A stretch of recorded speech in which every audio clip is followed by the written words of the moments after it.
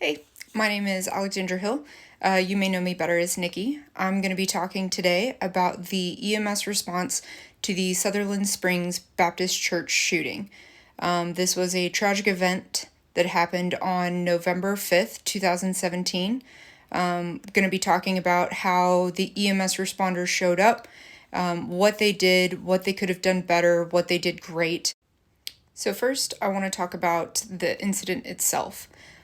So what happened on November 5th, 2017, is that the gunman, Devin Kelly, opened fire at Sutherland Springs Baptist Church.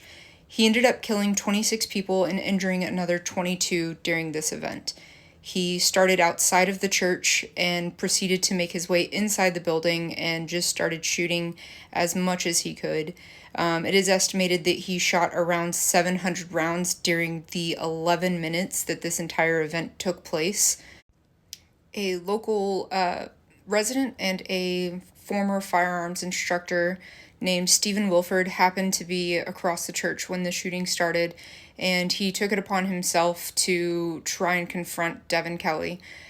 He took fire at him, ended up shooting him twice, and then Devin Kelly decided to retreat. He got in his Ford Explorer and he left the scene of the crime.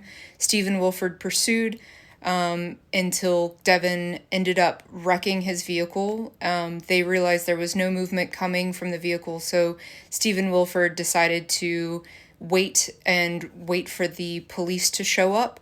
When the police showed up, they approached the vehicle, found Devin Kelly inside with 3 gunshot wounds, one of which was a self-inflicted head wound. This then ended the conflict that ended up being the deadliest mass shooting event in Texas history. I want to take the time to mention some of the praise from the local hospitals, as they were the ones receiving these victims. Their praise of the EMS response speaks a lot to what happened during the midst of all of this chaos. The first was from Trauma Chief Kurt Edwards from the Brooke Army Medical Center. His praise of the response to the Sutherland Springs shooting was that the effort of the first responders and medical personnel was just amazing. Upon hearing of the shooting, he indicated that they had more medical staff than what was necessary to handle the response, and he just wanted to make sure that the community understood that these people really came together after this shooting. The second is from Dr. Brian Eastridge, the Chief of Trauma Surgery at the University Hospital. He was on staff the day the victims were brought in, and as a former U.S. Army surgeon, he said it reminded him of the type of wounds that he saw in deployed conditions. He mentioned that it was gut-wrenching to see those types of injuries on civilians and children included.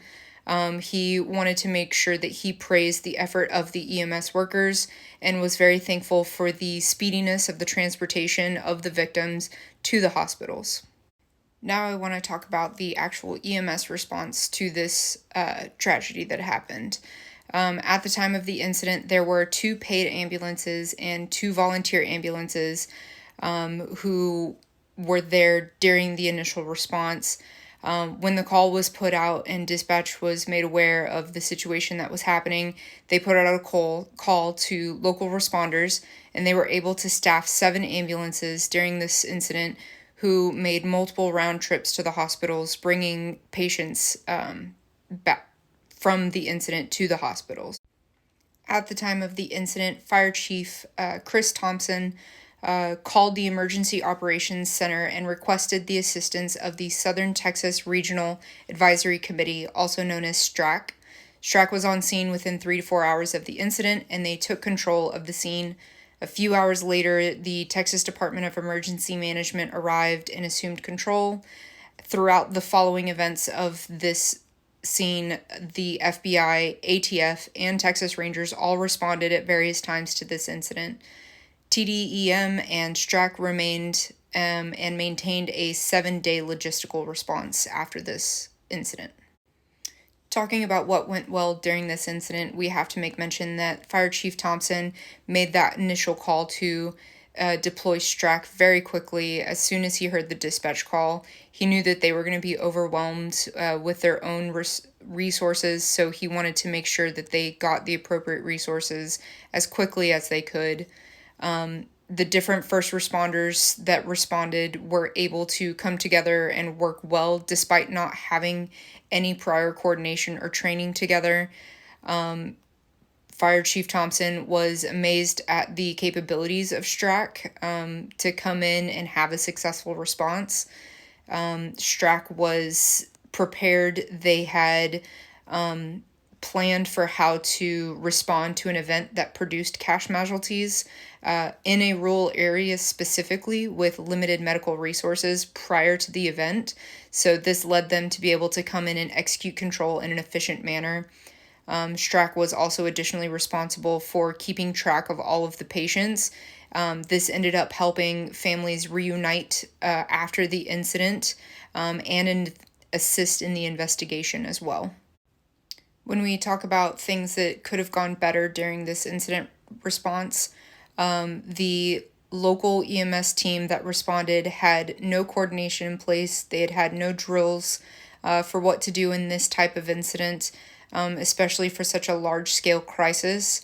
Many volunteers had no direction or even no EMS training. They were just there trying to help as best they could. There was also a severe lack of equipment for the resources, including trauma bags and tourniquets. In fact, it was pure luck that a police officer arrived and had a box of tourniquets in his trunk that they were able to deploy and use during this incident. The emergency communications of Wilson County was also very overwhelmed during this event. There quickly was too much traffic on the communication channel, and they were not able to clearly communicate all of the things that they needed to during this event. It became even worse when the perpetrator fled across county lines, and then they were in multi-county jurisdiction. They were struggling to keep the lines of communication open during this event. One positive thing that did come about because of this incident was actually the creation of a development of a statewide plan to talk about the need of whole blood products during mass casualty events. One of the things that was lacking is the availability of products during these types of events. So this incident actually caused several organizations to come together to create the nation's first multidisciplinary, multi-institutional, regional, low-tier, type O positive whole blood program. This program allows blood products to be deployed to MCIs when they are needed within the first few critical hours. The development of this program is significant because one of the leading causes of preventable deaths in trauma patients is hemorrhage. And so the availability of whole blood products to these MCIs is just a great way to try and prevent as many deaths as possible. The first time this program was actually deployed was during the Uvalde event in Texas on May 24th, 2022.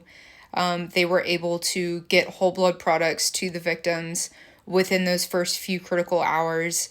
And then the great thing about this program as well is that even after the incident, if there are any unused products, they are actually recirculated back through the program so that there's no wasted products. Another thing that happened as a result of this incident was that the NFPA fast-tracked a new standard for unified response. What this new NFPA standard 3000 does, it is the standard for preparedness and response to active shooter and or hostile events. This standard was created to help minimize risks as it focuses on unified command and integrated response for everyone, civilians and responders alike. I hope you enjoyed this lecture on the Sutherland Springs Baptist Church shooting and the EMS response that followed. What we took away from this was that the responders all came together. They did the best that they could under the worst of circumstances. And then whenever entities came into place, Strack specifically, that had prior knowledge of the incident command system, it was able to run much more smoothly in the long run, as opposed to the initial response that had no type of coordination or planning beforehand. So from this, we can learn that incident command is very important. It is essential to being able to work together and work effectively during these MCIs.